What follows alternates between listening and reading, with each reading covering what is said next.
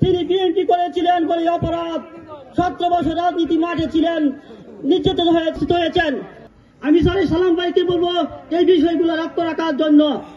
তারেক রহমান সম্পর্কে কত কিছু বলা হয়েছে, কিন্তু আজকে তারেক রহমান ইনশাল্লাহ যে পর্যায়ে আছে, আগামীতে নির্বাচন হইলে জনগণের ভোটে তারেক রহমান বাংলাদেশের প্রধানমন্ত্রী হবে ইনশাল্লাহ।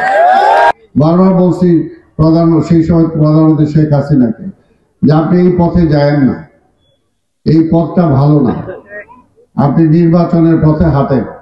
আজকে যদি শেখ হাসিনা নির্বাচনের মাধ্যমে পরাজয় হইতো, তাহলে কি তার এক সারিতে আজকে পালাইতে হইতো? পিছনের দরজা দিয়ে পালাইতে হইতো? আজকে ভারতে যে আশ্রয় নিতে হইতো?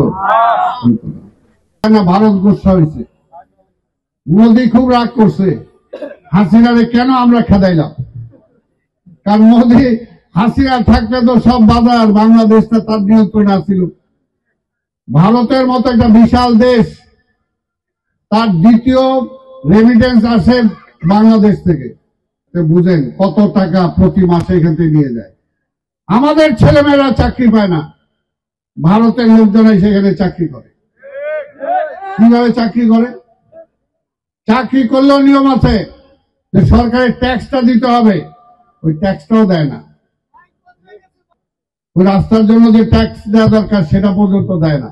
বন্যার সময় আমার ভাষায় দিবে, শুকনার সময় আমাদের শশা আমাদের মরুভূমি বানায় দিবে, কিন্তু আমাদের যখন পানি দরকার তখন পানি দিবে না। এইগুলো বলা যাবে না, এগুলো বললেই আমরা ভারতের বিরুদ্ধে। ভারতের বিরুদ্ধে না, আমি আমার পক্ষে। যুদ্ধ করে এই দেশটা স্বাধীন করছি। আজকে স্বাধীনতার এতগুলো বছর পরে ভারতের প্রধানমন্ত্রী মোদী বলার সাহস পায় যে 16ই ডিসেম্বর তাদের বিজয় দিবস। ধিক্কার জানাই। আমরা যুদ্ধ করে দেশটা স্বাধীন করছি কারো দয়ায় না।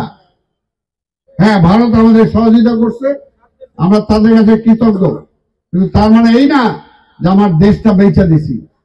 আমরা বলছি এই দেশ সিকিম না, ভুটান না, এটা বাংলাদেশ।